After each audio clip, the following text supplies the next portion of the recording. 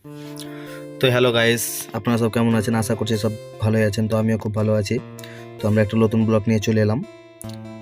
তো গাইস, আমরা আজকে যাবো রাজগ্রাম, আমাদের একটা বন্ধুর সাথে দেখা করতে। ইউটিউবার, আমার ইউটিউবারের কিছু প্রবলেম আছে তাই। তো চলুন। তো গাইস, এই শীতকালে বেরিয়ে পড়েছি এখন রাস্তার ধারে ধারে। তো রাস্তায় যাচ্ছি তো এত ঠান্ডা লাগছে বলে মুশকিল। তো এই শীতের দিনে এখন জ্যাকেট ফ্যাকেট পরে আমরা দুজনেই বেরিয়ে গেছি, মজিউদ্দিন ভাই আর আমি। তো চলুন গাইস।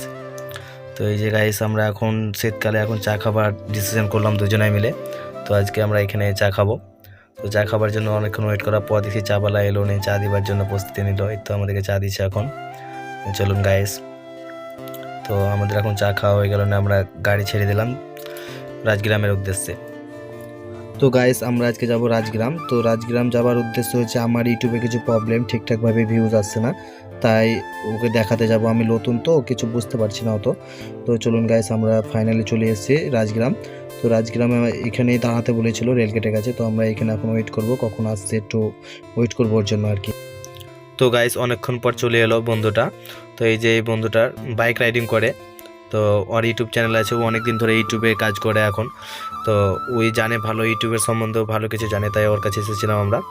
তো গাইস, দুঃখের বিষয় আপনাদেরকে দেখাতে পারলাম না, দুজনেরই মোবাইল বন্দি ছিল। তো ক্যামেরা করার টাইমটাই পাইনি। তো ও একটু বুঝিয়ে দিচ্ছিলো, ওর টাইম ছিল না ওর হাতে, আবার রাইডিং করতে যাবে তাই। তাই আমরা এই পর্যন্ত ছিল, মানে ছোট করে একটা ব্লগ করেছি আর কি। তো গাইস, আমরা এখন বেরিয়ে পড়লাম। তো রাস্তায় যেতে যেতে দেখতে পাচ্ছেন টোটোতে সীমানার বাইরে লোক বসে গেছে এখন। আমি তো দেখে অবাক পুরোটাই। তো গাইস, আর ভিডিওটা বড় করব না আর কি, এই পর্যন্ত ছিল আমার ছোট্ট করে একটা ব্লগ।